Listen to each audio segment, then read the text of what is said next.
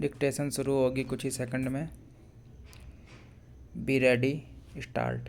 The appellant married the daughter of respondent number 1 as per the Islamic rites and customs.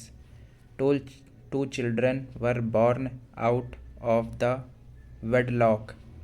Appellant's wife died after 13 years of marriage, and grandfather, respondent numbers 2, 3, and 4, maternal aunt and uncles of the minor girl, aged 13 years, and boy aged 5 years, initiated proceedings under section 7, 9, and 17 of the Guardian and Wards Act 1890 for appointment as guardians.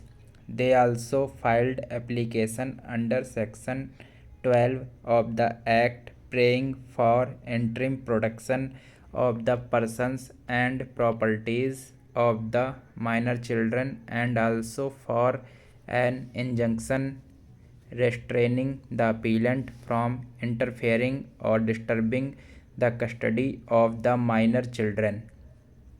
Family court passed an interim order restraining the appellant from interfering with the custody of the children with the respondent. Appellant challenged the order.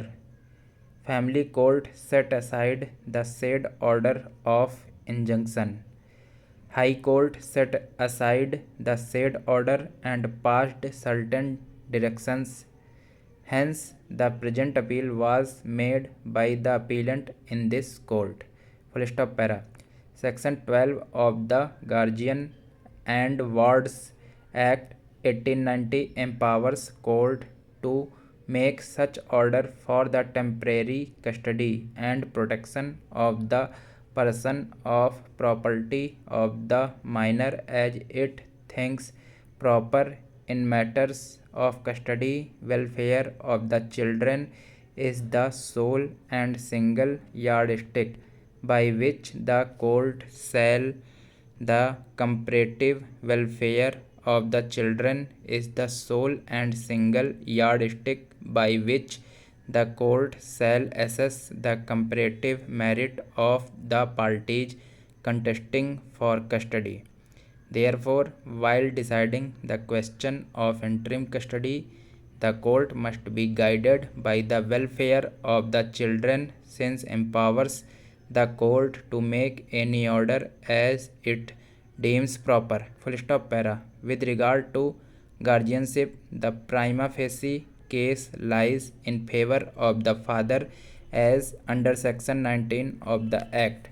Unless the father is not fit to be a guardian, the court has no jurisdiction to appoint another guardian. Respondents, despite the voluminous allegations leveled against the appellant, have not been able to prove that he is not fit to take care of the minor children, nor has the family court or the high court found him so. However, the question of custody is different from the question of guardianship. The father can continue to be the natural guardian of the children. Thank you.